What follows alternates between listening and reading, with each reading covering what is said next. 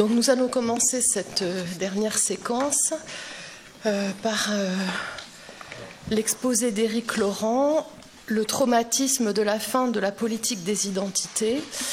Donc l'affaire est simple pour moi, je ne présenterai pas Éric Laurent puisque tout le monde le connaît. Je me permettrai seulement de citer son dernier ouvrage très précieux pour lire le dernier enseignement de Lacan, L'envers de la biopolitique. Et je ne présenterai pas Christiane Alberti ni Fabien Fanchvax qui vont discuter l'exposé d'Éric Laurent. Donc je laisse la parole à Éric Laurent.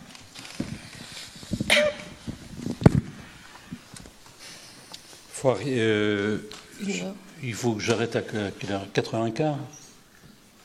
Oui, pour ça, le temps. La demi, on a 40 minutes d'exposé. 40 minutes d'exposé, 20 et 20. Ça fait 4h20. Ok, d'accord. Comme ça. 5h20.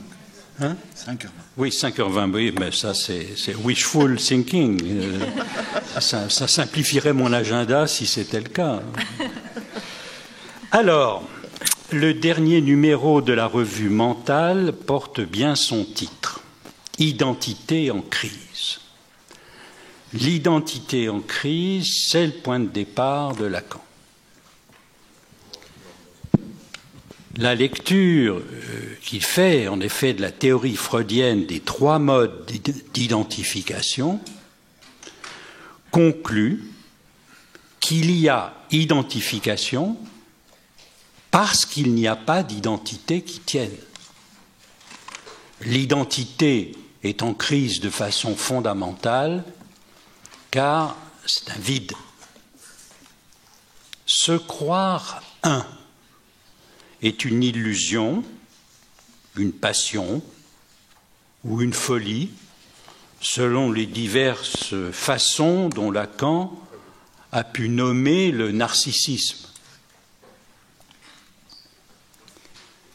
Dès 1946 et son texte sur la causalité psychique, Lacan le souligne, je le cite, « Les premiers choix identificatoires de l'enfant ne déterminent rien d'autre que cette folie par quoi l'homme se croit un homme. » Fin de citation. C'est page 187 des écrits. Se croire un est abordé à ce moment de l'enseignement de Lacan par le biais de l'imaginaire et de la passion narcissique. Citation. Cette illusion fondamentale dont l'homme est serf, bien plus que de toutes les passions du corps au sens cartésien, cette passion d'être un homme, dirais-je, qui est la passion de l'âme par excellence, le narcissisme, lequel impose sa structure à tous les désirs, fût-ce les plus élevés. Fin de citation. Ce qui vient en opposition à la passion narcissique, qui en est son fondement, c'est la dimension de la cause, qui relève, elle, de l'identification. Je cite donc ce point. Une forme de causalité la fonde, cette passion, qui est la causalité psychique même, l'identification, laquelle est un phénomène irréductible. Fin de citation. Dans cette lecture de l'opposition freudienne entre narcissisme et identification, grâce à l'opposition entre passion et fondement, on retrouve un écho de la fin de l'être et le néant de Sartre, qui se termine par cette phrase magnifique « Toute réalité humaine est une passion en ce qu'elle projette de se perdre pour fonder l'être, lens causa sui que les religions nomment Dieu, mais ce qui est beau, c'est la chose après, mais l'idée de Dieu est contradictoire et nous nous perdons en vain. L'homme est une passion inutile. Là où Sartre voyait de l'inutile, Lacan situe la dimension du sujet de l'inconscient comme tel. Le sujet de l'inconscient, en effet, dit Lacan, n'est pas contradictoire et vain, mais il est vide et évanouissant,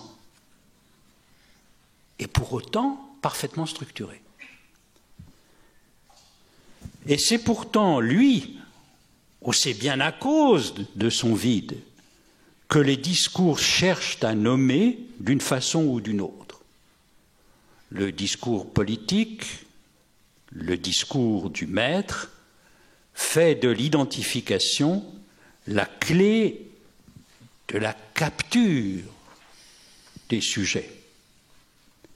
Comme l'a souligné Jacques-Alain Miller, aux yeux de Lacan, la politique procède par identification, elle manipule des signifiants maîtres, elle cherche par là à capturer le sujet. Celui-ci, il faut le dire, ne demande que ça, étant comme inconscient, en manque d'identité, vide, évanouissant. Fin de citation. Ça se trouve dans l'entretien donné à la revue Cité en 2003. Donc le discours du maître procède à l'envers de la psychanalyse, qui, elle, Clotilde Le Guil, dans son discours, dans son exposé d'ouverture ce matin, la psychanalyse, elle, procède à l'envers. Elle part des identifications pour aller vers le noyau de jouissance qu'elle masque.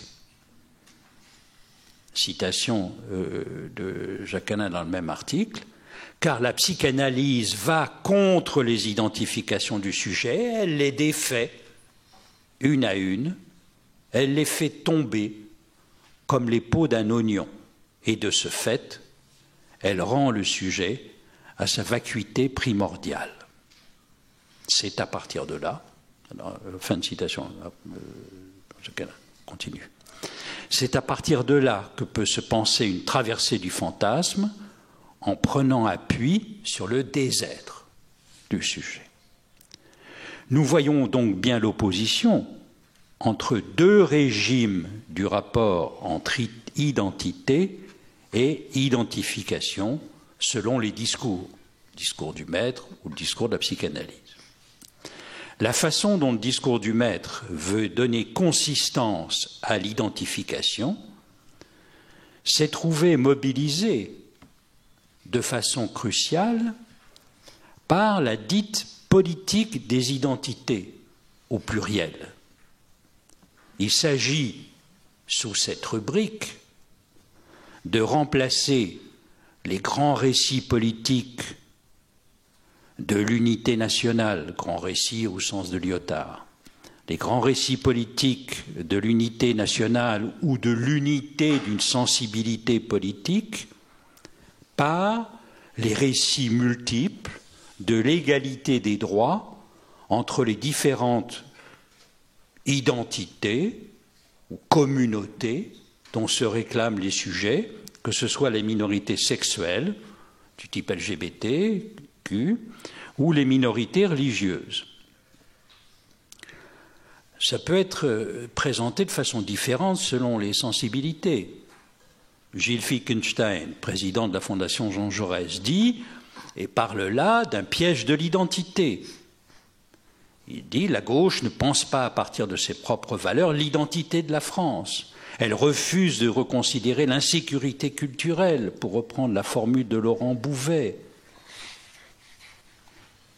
qui touche d'abord les milieux populaires. Et la droite pense mal la question de l'identité, enfermée dans un autre déni, celui de la France telle qu'elle est, elle en cultive une vision nostalgique.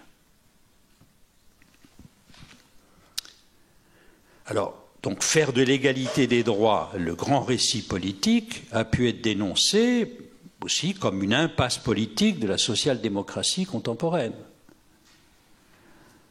Donnant la réplique à Gilles Fickenstein dans un entretien au Point, Jean-Pierre Le Goff peut dire « Le mouvement ouvrier issu du 19e sur lequel était fondée la gauche est mort. Il a été laminé par les bouleversements sociétaux et le chômage de masse. Votre erreur est de faire des mœurs un nouvel élément de démarcation identitaire de la gauche. Croire qu'on est de gauche parce qu'on est pour l'adoption des enfants par des couples homosexuels me paraît absurde. La synthèse, entre guillemets, du social et des mœurs est un vaste pataquès avec comme mot valise le terme d'égalité qui sert à tout. Fin de citation. Donc, la difficulté posée par la politique des identités peut être formulée, on le voit, de diverses manières. Pour certains, elle peut aboutir à une multiplicité de communautés en lutte dans une concurrence victimaire, se méprisant l'une l'autre, et le recours à l'égalité ne fonctionnant plus, comme le signifiant maître, pouvant les articuler. C'est, par exemple, ce que disait Marion Fontaine dans un article récent dans Le Monde, on sait à quel point les luttes pour la reconnaissance des identités et contre les différentes formes de stigmatisation qui peuvent y être associées traversent aujourd'hui l'espace public, mais il faut aller plus loin que cette analogie, qu'elle considère simplement comme analogie, souvent faite entre les luttes ouvrières du XXe siècle et les luttes culturelles, sexuelles ou raciales d'aujourd'hui. Quoi qu'il en soit de la politique et des identités, la difficulté, voire des impasses, on peut considérer que la politique des identités a rencontré sur sa route un véritable trauma. Ce trauma, c'est la défaite d'Hillary Clinton devant Donald Trump. Et à partir de là, la question se pose. Sommes-nous entrés dans un moment post-identitaire ? La campagne d'Hillary Clinton avait été tout entière fondée sur le ciblage de différentes minorités ethniques, comme les blacks, les latinos, les femmes et les minorités sexuelles, s'adressant à chacune d'entre elles et soulignant pour chacune de ces identités la nécessité de l'égalité des droits. C'était une politique des identités clairement assumée. Son slogan « Stronger Together » mettait en exergue cette juxtaposition identitaire. « Stronger Together », plus fort ensemble, n'est-ce pas? Non pas souligner ce qu'il y a en commun, mais la force de l'addition des forces. Et c'est pour ça que très tôt dans la campagne, Bernie Sanders, lui, voulait se dégager, et l'a dit explicitement, voulait se dégager de la politique des identités et centrer sa campagne sur ce qui frappe tous, the rest of us, les 99%, puisqu'aux États-Unis, la fortune est concentrée sur le 1%, comme dans le monde entier, mais encore plus aux États-Unis qu'en Europe quand même. L'Europe a des politiques redistributives depuis beaucoup plus longtemps qu'aux États-Unis. Donc la concentration est évidemment très forte. Donc Sanders centrait sa campagne sur les inégalités économiques, les méfaits des banques expropriant à tour de bras depuis les subprimes de 2008, et puis les méfaits de Wall Street. Il se situait clairement dans la mouvance post-Occupy Wall Street et reprochant à Hillary sa trop grande propension à faire des conférences pour les mêmes banquiers. Quant à Trump, on peut dire qu'il a mené une campagne centrée sur une seule identité. Les Blancs des classes populaires, comme l'ont tout de suite vu les commentateurs européens, et sur les évangélistes, ce qui a été moins vite perçu en Europe, étant donné le caractère peu catholique du personnage. La stratégie qu'il avait définie a visé une seule identité, qui, bien entendu, pouvait paraître absurde, puisque c'est une minorité. Mais elle était parfaitement pensée, puisque c'était cette identité qui détenait la clé des swing states, c'est-à-dire ces petits États ruraux du nord-est des États-Unis surreprésentés dans le collège électoral et laissés pour compte dans la désindustrialisation.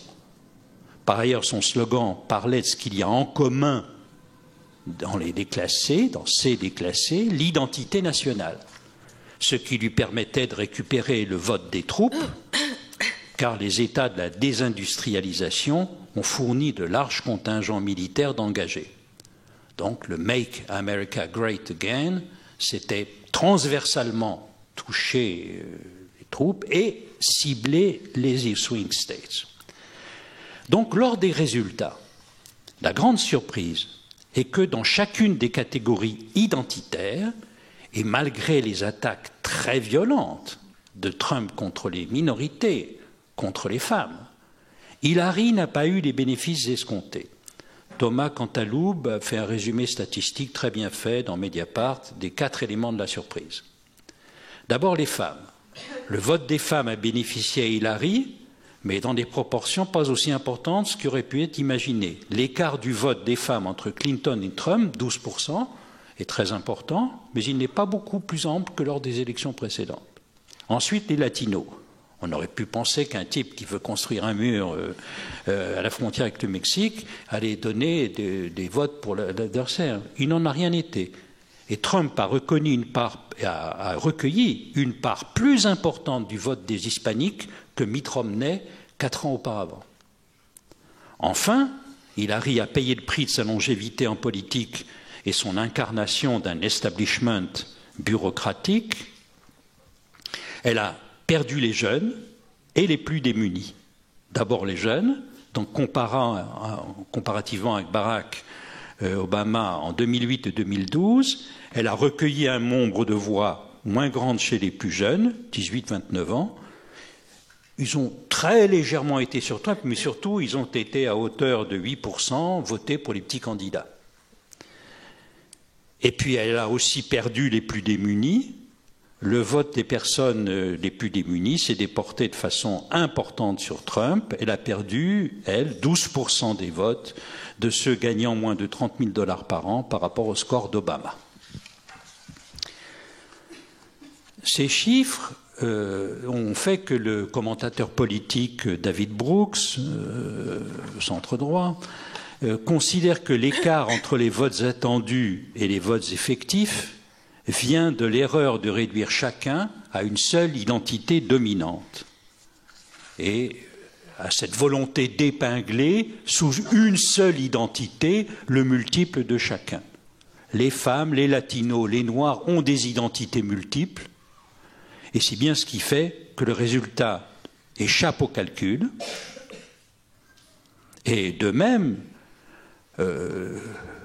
c'est bien la volonté de Trump, lui, dans le discours du maître qu'il incarne, de vouloir réduire Mexicains, musulmans et Noirs à une seule définition dominante, est aussi l'envers du mauvais calcul clintonien. C'est un point sur lequel Amartya Sen, dans son livre Identity and Violence, The Illusion of Destiny, donc identité et violence, l'illusion du destin, c'est un point sur lequel Sen a beaucoup insisté. Les sujets ont de multiples identités. Au fond, c'est le point où le discours des politologues, qui n'ont pas entendu parler tellement de la psychanalyse, mais c'est là où le discours des politologues rejoint le multiple des identifications qui est le point de départ de la psychanalyse. En ce sens, du point de vue de la politique des identités, en effet, l'inconscient, c'est le politique. C'est précisément que les identités sont vides et que les identifications sont multiples.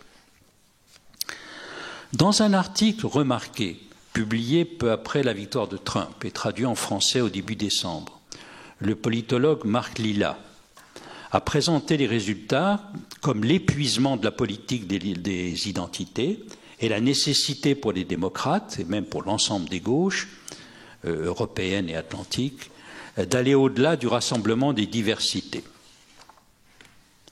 Alors que certains commentateurs reprochaient à Hillary son caractère interventionniste en politique extérieure, qui était une critique implicite de la retenue d'Obama, Lilla considère que là-dessus elle était bonne, Elle pouvait évoquer l'unité nationale et son facteur de rassemblement, mais en dehors du système que mettait en place Trump, c'est-à-dire d'une pure référence à la puissance. Elle faisait référence des principes et à la démocratie, sans pour autant tomber dans les rêveries des néocons voulant exporter la démocratie par la force des armées. Les néocons, c'est les néoconservateurs, n'est-ce pas? Hillary Clinton, dit, je cite Marc Lilla, n'a jamais été aussi excellente et stimulante que lorsqu'elle évoquait l'engagement des États-Unis dans les affaires du monde et en quoi il est lié à notre conception de la démocratie. En revanche, dès qu'il s'agissait de politique intérieure, elle n'avait plus la même hauteur de vue et tendait à verser dans le discours de la diversité en appelant explicitement à l'électorat noir, latino, féminin, LGBT, etc. Elle a commis là une grave erreur stratégique.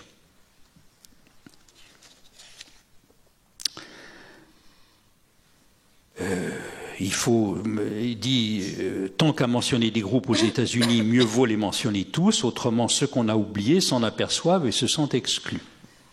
Surtout quand on les appelle déplorables au passage. Donc c'est exactement ce qui s'est passé avec les Blancs des classes populaires et les personnes à forte conviction religieuse. Pas moins des 2/3 des électeurs blancs non diplômés de supérieur ont voté pour Trump, de même que 80% des évangélistes. Fin de citation de l'article de Lilla.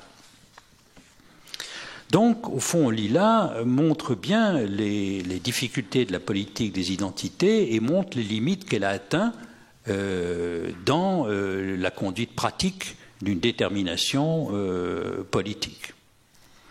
Certes, cette politique des identités a amené un certain nombre d'apports, mais elle produit des impasses. Ainsi, la politique des identités, comme il le dit, produit des sujets politiques coupés de toute considération sur des questions aussi essentielles que les classes, la guerre, l'économie, le bien commun. Ça, ce sont des questions qu'on appelait traditionnellement en sciences politiques les questions régaliennes. Et toutes les questions, en effet, de la politique des identités qui mettent l'accent sur le local, la participation locale, le niveau local, abandonnent totalement le niveau régalien.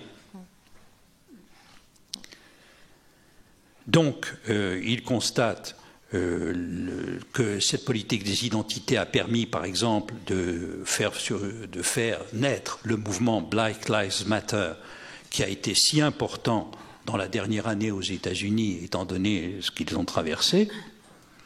Aussi, il note très bien, en normalisant l'homosexualité dans la culture populaire, Hollywood a contribué à la faire admettre dans la vie publique et au sein des familles américaines, mais l'obsession de la diversité à l'école et dans la presse produit à gauche une génération de narcissiques, ignorant le sort des personnes n'appartenant pas au groupe auquel ils s'identifient. Dès leur plus jeune âge, nos enfants sont incités à parler de leur identité individuelle avant même d'en avoir une, notait-il. On retrouve là ce que Lacan notait de la folie identificatoire sur l'enfant et de la faiblesse qu'elle recouvre.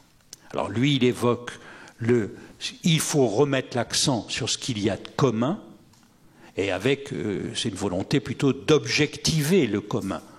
Et c'est là la différence avec cet auteur que vous citiez, Clotilde Le Guil, en commençant, plutôt Tristan Garcia, qui lui met l'accent sur le nous, non pas une objectivation, mais une subjectivation de ce qui fait le lien transversal, le lien avec l'autre. Alors, là où Marc Lilla voit une limite dans cette politique des identités, et qu'il la voit dans l'abandon des considérations régaliennes pour définir la politique. Judith Butler, elle y voit justement une issue, une double issue. Et c'est l'objet de son dernier livre intitulé « Rassemblement », qui est une sorte de double du slogan de campagne de Hillary Clinton. Les sujets, dit-elle, qui composent les différentes minorités ont en commun leur impossibilité d'être connus par tous, ou pour tous. Ils peuvent être définis à partir de leur éloignement d'une reconnaissance identitaire. Là, c'est l'anti-politique identitaire, comme dirait la reconnaissance, selon les termes de Didier Kremniter. Le commun, c'est précisément l'absence de commun en commun. Et elle appelle ça la vulnérabilité. En présentant la traduction française de son livre, qui vient d'être faite, Erich Eschimann résumait ainsi son Aufhebung de la politique des identités. Je cite Eschimann. Dans la première partie de Rassemblement, Butler revisite ses travaux passés, montre que leur fil conducteur est la notion de vulnérabilité. Être gay dans un ordre social qui nie l'homosexualité rend vulnérable. Et si elle a mis tant d'obstination à dévoiler les fondements culturels de l'ordre sexuel de nos sociétés, c'était dans le seul but de rendre la vie des minorités plus vivable, au sens de vivre la bonne vie. Plus vivable au sens de... Vulnérable aussi le migrant dépossédé de ses droits humains ou encore le salarié privé de son emploi. La répartition inégalitaire de la vulnérabilité entre les individus est le fruit du système politique intitulé néolibéralisme. Et donc, elle définit l'issue de la politique des identités à partir de cette limite fondamentale, dite vulnérabilité, qui précisément est un déficit d'identité. Et donc, elle dit, à partir de là, il est possible de se rassembler. Le rassemblement de type Occupy. Citation, je cite elle, « Être là, se tenir debout, respirer, se déplacer, rester immobile, parler, se taire, sont autant d'aspects d'un rassemblement soudain, d'une forme imprévue de performativité politique qui place la vie vivable au premier plan de la politique. » Et c'est pour ça que le sous-titre de son livre, Rassemblement, c'est « Pour une performativité en politique ». La performativité, le performance, là au sens chomskien, c'est pas un savoir préalable, c'est un être là, rassemblement, etc. Et c'est à partir de là, dit-elle, que celui que je suis sera transformé par les connexions avec les autres, ma dépendance à l'égard d'autrui et le fait que d'autres dépendent de moi sont nécessaires pour vivre et pour vivre bien. Fin de citation.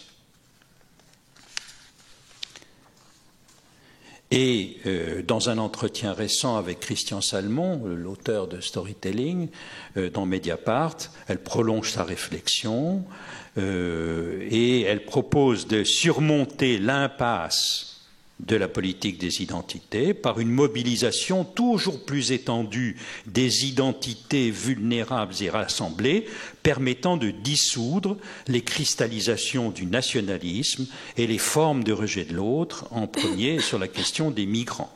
Donc, elle dit, seule une mobilisation à grande échelle, une forme de courage incarné transnational, réussira à vaincre le nationalisme xénophobe et les divers alibis qui menacent aujourd'hui la démocratie. Donc, Butler résout le problème du passage entre les identités vulnérables et les revendications de droits politiques comme telles en superposant les deux niveaux, par son idée du rassemblement étendu. On pourrait confronter sa solution avec celle de Jean-Claude Milner, qui, dans son livre récent, si étrange, car d'une multiplicité, c'est un livre qui contient un nombre de livres étonnant. Mais il distingue donc soigneusement le niveau des droits de l'homme et celui du droit des citoyens, ce qui, dans la tradition, au contraire, américaine, dans laquelle s'inscrit Butler, est régulièrement confondu. L'homme pouvant justement, et on le voit précisément avec les migrants, se trouver dans une zone où il n'est pas encore, où il n'est déjà plus citoyen. Milner articule les droits de l'homme et leur déclaration avec la sensibilité de Robespierre à la compassion envers le malheur. On pourrait dire, dans le vocabulaire butlérien, la sensibilité de Robespierre à la vulnérabilité de l'homme. On pourrait ainsi mettre les développements de Butler dans la tradition américaine de Hannah Arendt, en contrepoint avec elle. Je cite Milner. « Dans les discours des Jacobins, le langage de la pitié et de la compassion domine. On connaît la critique d'Hannah Arendt, subtile et malveillante. » C'est Milner qui parle. La sagesse des pères fondateurs a consisté dans leur absence de compassion, affirme-t-elle, ainsi ont-ils pu sans frémir s'en tenir à la liberté. Elle leur oppose Robespierre, la condition des pauvres l'aurait touché au point de réputer la liberté pour un néant aussi longtemps que subsisterait un miséreux. Or, poursuit-elle, il n'y a pas de place en politique pour la compassion, ça c'est Arendt qui parlait. Dès que celle-ci l'emporte, elle mène les compatissants à la mort, celle qu'ils infligent aux autres, et celle qu'immanquablement ils subissent ensuite. Milner, lui, donne une place à la compassion. Elle permet, dit-il, de dégager le réel d'un corps et de le distinguer de l'élaboration politique qui se fait en mots, en phrases, d'un programme de revendication comme tel. Citation. De même, la compassion, selon Robespierre, accompagne et permet une rupture majeure, la découverte du réel d'un corps souffrant certes, mais aussi parlant, puisque de sa souffrance, il ne peut donner d'autre preuve objective que la plainte. Il appartiendra ensuite à la politique d'articuler celle-ci en mots et en phrases. En cet instant, un réel insiste, irréductible. On voit ainsi se distinguer et s'articuler le niveau des droits de l'homme d'un côté, au niveau du réel des corps parlants, comme le dit Milner, et le niveau des droits positifs du citoyen qui se distingue.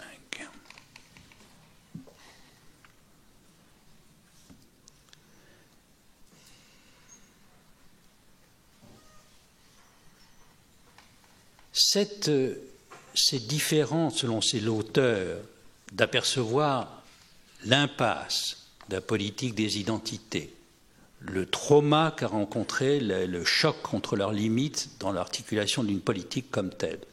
Les différentes façons de reconstituer une issue s'éclairent par la façon dont Lacan a permis de présenter le lien social, la Mason psychologie, dans une perspective différente de celle de Freud. Freud présentait le lien social articulé autour d'une identification et d'une identification au leader venant à la place du père de la horde. Non pas le père de l'Oedipe, mais le père de tous, pas le père de famille, ce père étendu. Par contre, Lacan, lui, procède à partir non pas d'une identification, mais à partir du fantasme, puisqu'il met en question la nécessité de l'articulation de la jouissance avec l'identification au père dans les derniers développements de son œuvre. Et au fond, l'articulation du lien social au mode de jouissance en l'absence de leader est évidente à partir des modes de subjectivation érotique qui se socialisent pour composer les formes contemporaines de vivre les orientations sexuelles. On peut et il faut ajouter aux communautés de jouissance qui élargissent le vocabulaire de la biopolitique des styles de vie alternatifs, les communautés en désarroi, qui pointent l'autre versant du fantasme, le moment où le sujet, comme dit Lacan dans le séminaire 6, se ressaisit dans sa perte.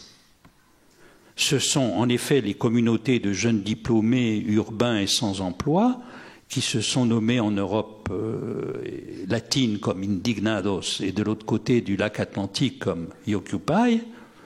Dans ces mouvements, il s'agit d'occuper une place subjective, celle d'un cri, d'une pure énonciation qui renvoie au moment de perte.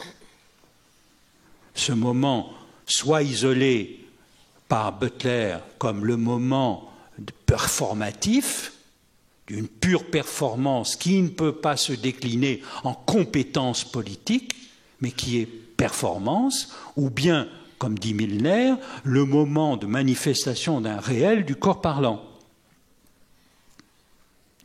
Ça, c'est le moment esbarré du fantasme. Mais il y a ensuite un deuxième temps, la mise au jour de l'articulation du sujet à la jouissance, où là, côté petit a, dans un premier temps, on voit ressurgir la question de la passion. Nous avons assisté dans l'histoire des mouvements Occupy à l'incarnation aussi du cacone, du mauvais objet, de la mauvaise jouissance. Et on peut dire que, en effet, le développement de la campagne de Sanders par rapport au mouvement Occupy du départ, toute la campagne Sanders a été précisément de désigner des ennemis. De désigner, il ne s'agissait pas seulement d'Occupy Wall Street de façon performante, c'était occuper Wall Street par des régulations, des règles, un certain nombre d'oppositions, une définition clairement d'une politique de reprise en main des rênes de cette question, et avec en désignant non seulement des procédures politiques, mais des ennemis. Au fond, c'est de l'autre côté du sujet performant. Le corps d'où s'extrait le cri de désarroi n'est pas sagesse, il est passion. C'est un corps qui jouit, marqué par les affects puissants, dont le plus puissant est l'angoisse, mais aussi la haine. Un corps pour Lacan est un corps en un sens proche de celui de Spinoza, c'est aussi bien le corps du sujet que le corps politique. Un corps n'est pas biologique, et c'est pour cette raison qu'il peut être soit vivant, soit mort, comme il y insiste au début de Radiophonie.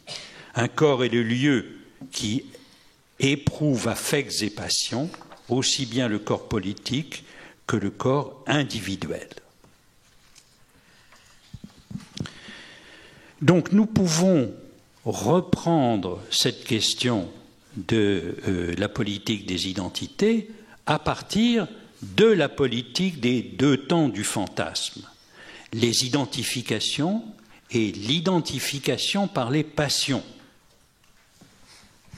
Et c'est tout l'intérêt de ce que Jacques-Alain Miller avait isolé comme un fait d'identification par un événement de corps commun, spécialement dans les religions, que l'identification religieuse est moins une identification au Dieu qu'une identification dans la perspective freudienne qu'un point de réel. Lacan disait de façon surprenante, les dieux sont du réel. Ce qui paraît bizarre pour quelqu'un qui avait mis l'accent essentiellement sur le symbolique, sur le nom du Père comme symbolique. Dire que les dieux sont du réel, il le développe dans d'autres points, c'est que les religions, et c'est en ce sens qu'elles l'ont intéressé plus que la philosophie ou que le discours universitaire, c'est que les religions sont un mode de régulation de la jouissance du corps. Car les religions demandent toujours un sacrifice de jouissance à ceux qui y croient. Le croyant est toujours celui qui a fait sacrifice de la cause de son désir. Et il obtient par là un mode de régulation de la jouissance. Et cela de façon très différente à travers les religions. C'est évidemment ce point du sacrifice est commun, mais pour autant, Lacan se méfie foncièrement de faire des religions à un tout, un grand tout, le tout de l'histoire des religions, ça il n'y a pas cru. Et en effet, les religions se déclinent dans leur spécificité et dans le rapport et dans la façon qu'elles ont de traiter la régulation de cette jouissance. Ça, c'est sur le point les religions comme sagesse, comme mystique, comme régulation. Et puis il y a les religions comme folie, qui vont du côté non plus de la sublimation, mais du côté de la mort. Et au fond, nous pouvons, me semble-t-il, reprendre cette question de l'impasse de la politique des identités à partir des deux temps du fantasme, à partir du corps jouissant dont il est question dans le discours de la politique, et au fond retrouver cet écho du triomphe des religions qui va traverser le discours du maître et définir un nouvel espace qui, me semble-t-il, va être celui où va se jouer les grandes reconfigurations des discours politiques à partir de ce point de traumatisme de la politique des identités. Voilà.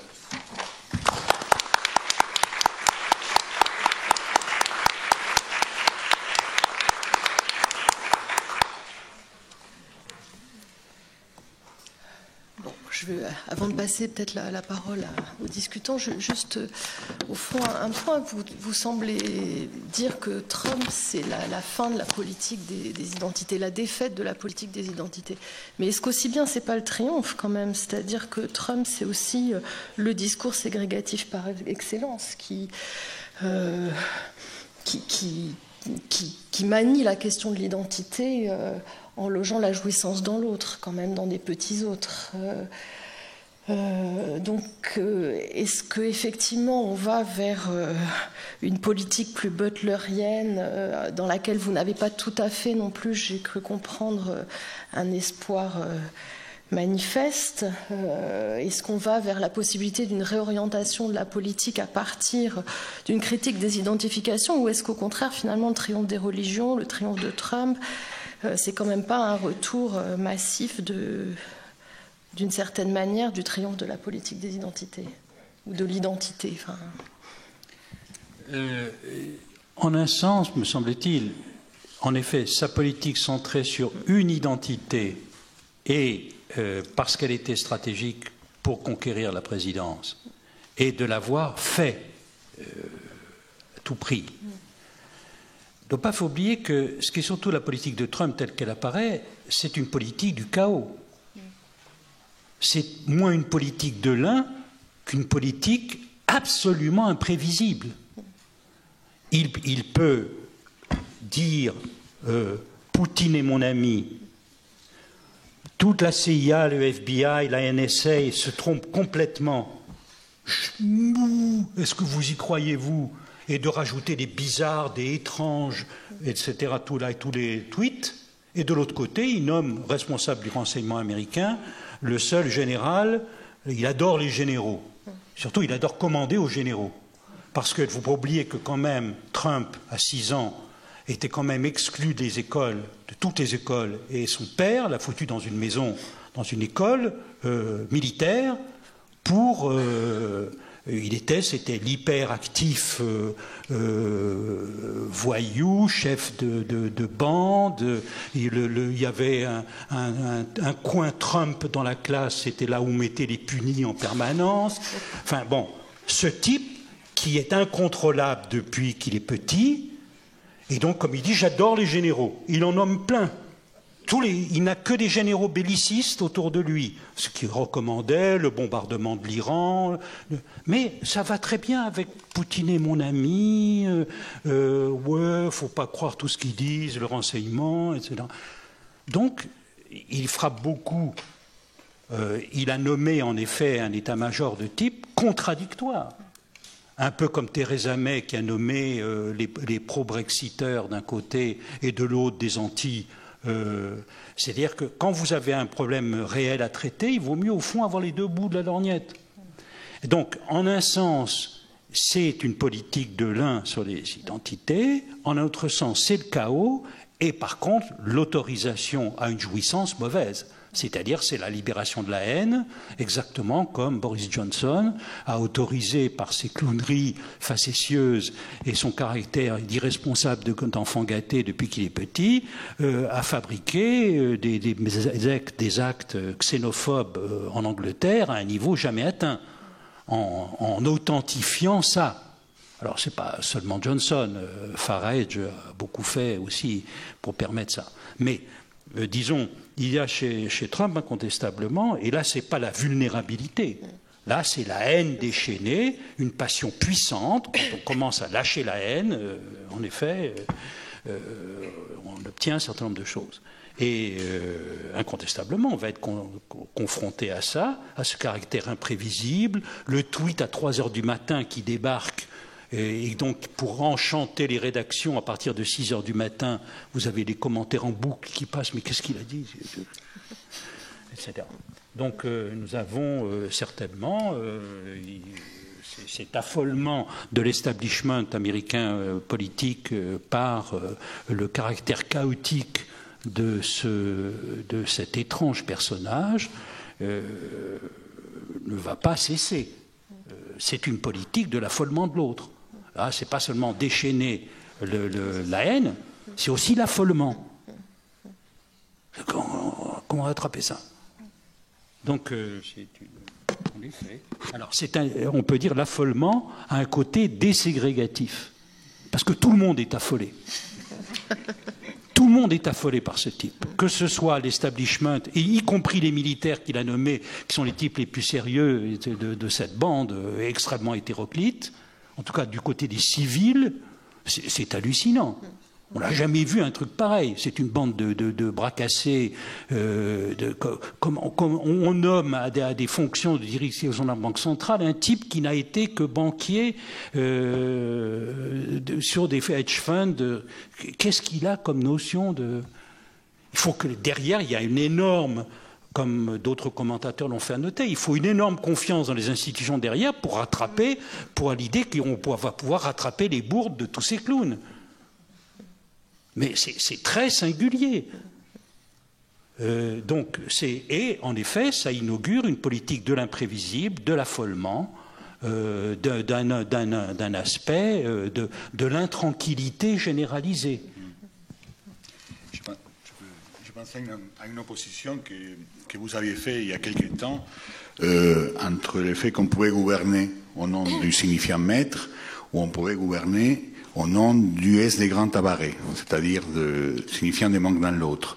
Et je me dis que pour Trump, finalement, il a un côté un peu performatif lui-même, parce qu'il peut passer d'un côté à l'autre. C'est-à-dire qu'il peut tantôt faire signifiant maître auprès des généraux, parce qu'au fond, il ne veut pas gouverner. Il voulait être président des États-Unis, mais il n'est pas sûr qu'il voulait vraiment gouverner. Et il s'est entouré justement de toute une série de gens qui viennent de la droite la plus récalcitrante, sur laquelle il va taper.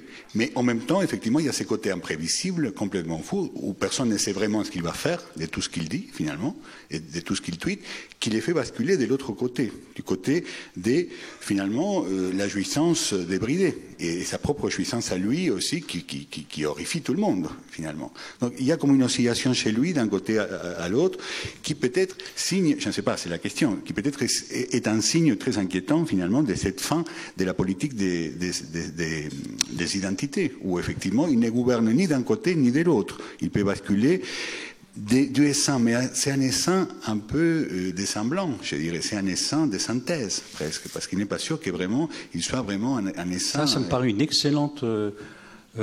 développer ça me paraît une excellente idée, le essaim de synthèse. Je trouve ça épatant. Il y a quelque chose de le faux essaim. Oui, c'est très fort. J'ai pensé à l'article de Zizek, l'homme qui s'est coiffé comme une perruque. Et je me disais, ce qui est drôle quand même, comme très isolé. Non, Zizek se trompe sur beaucoup de choses, mais il ne s'est pas trompé sur la perruque.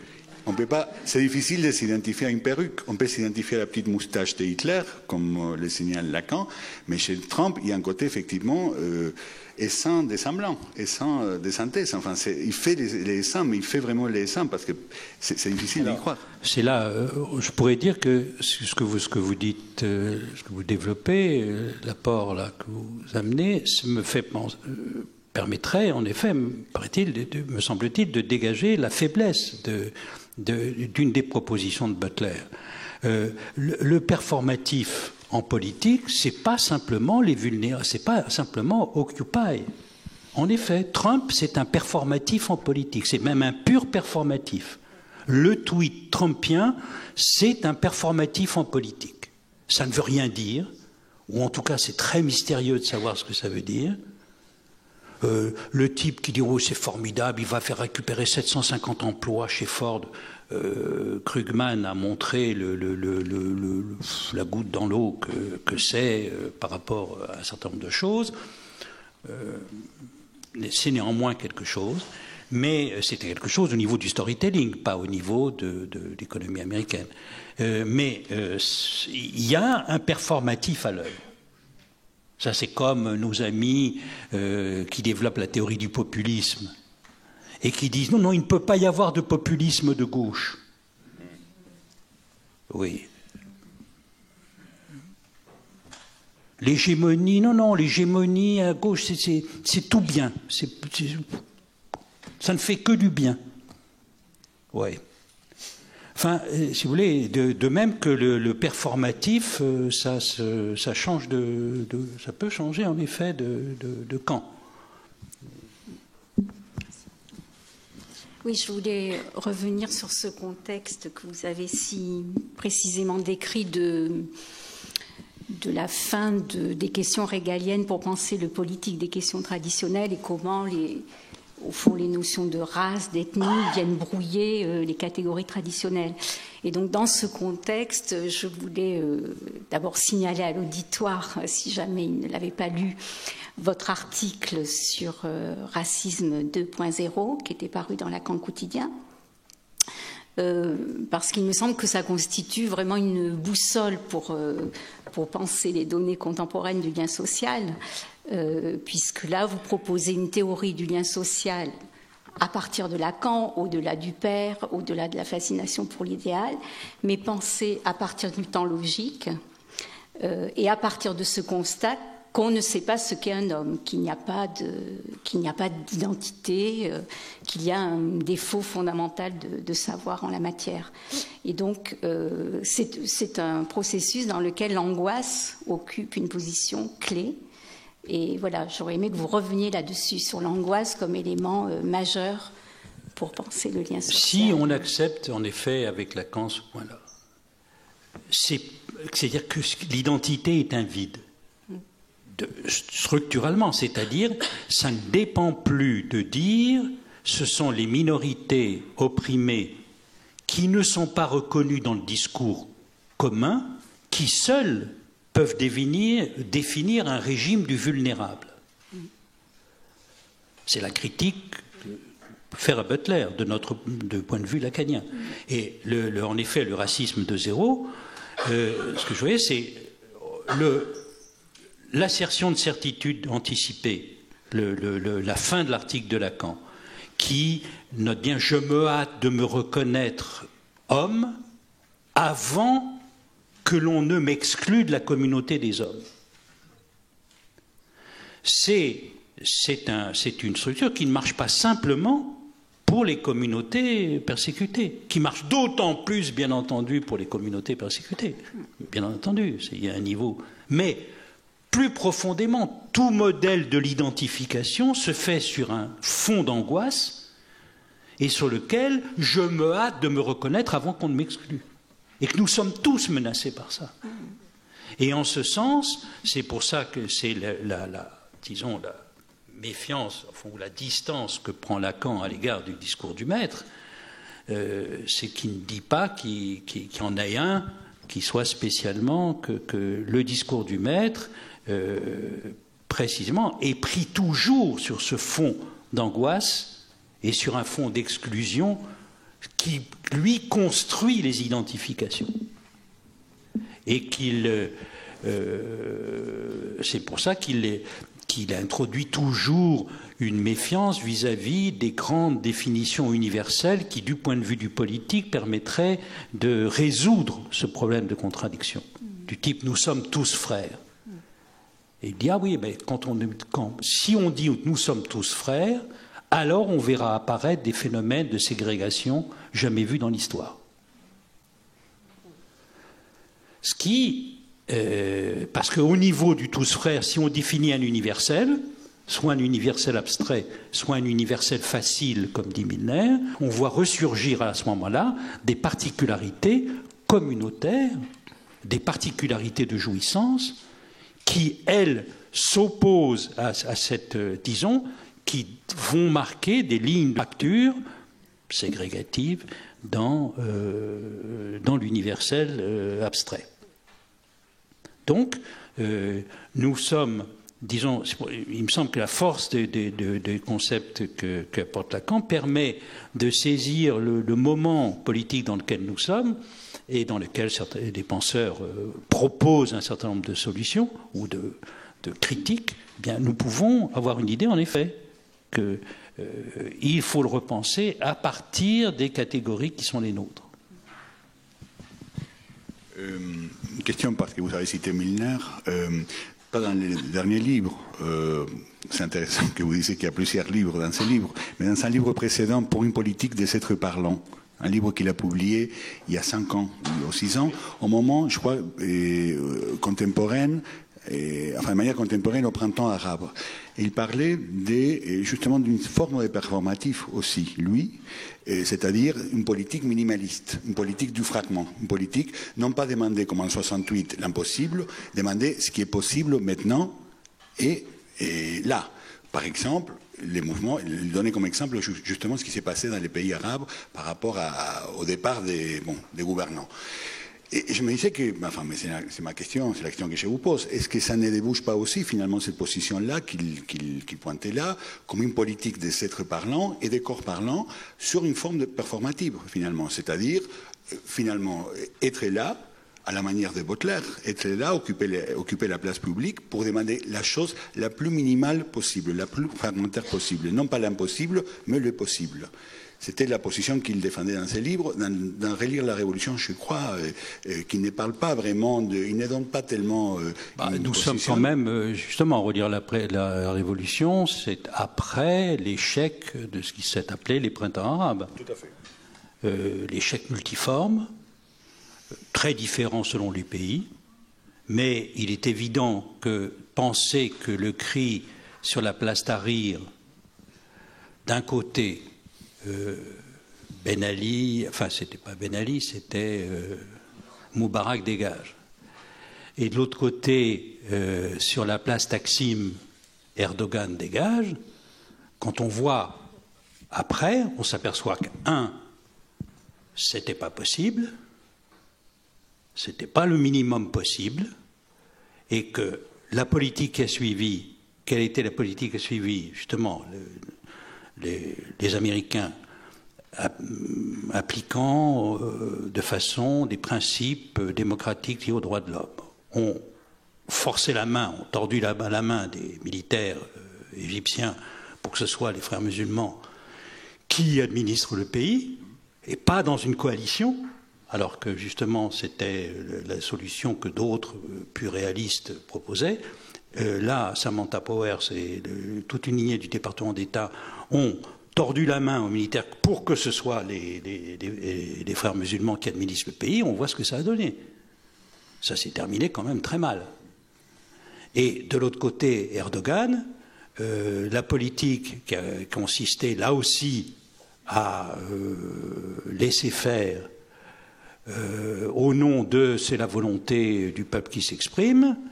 On a vu que c'est une étrange volonté du peuple, on a appris ce que c'était que le noyautage de la démocratie turque par de la secte Gülen à tous les niveaux, etc. On l'a appris récemment devant les événements. Donc, on voit bien qu'il y a une limite à penser ça en termes performatifs et ne pas penser les fonctions régaliennes. Et que ce qui s'est passé là n'a pas ensuite été convaincant. C'est pas seulement là le traumatisme, c'est pas seulement la politique des identités, c'est le traumatisme là d'une politique dite performative de considérer que le problème se résout à ça. c'est ça. Et je considère que c'est un véritable traumatisme, en effet.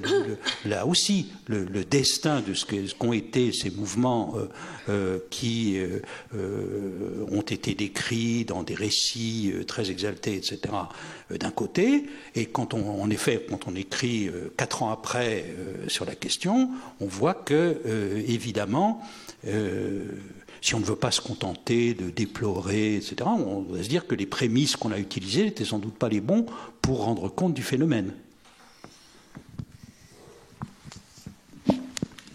Merci beaucoup. Je pense qu'on va conclure cette journée.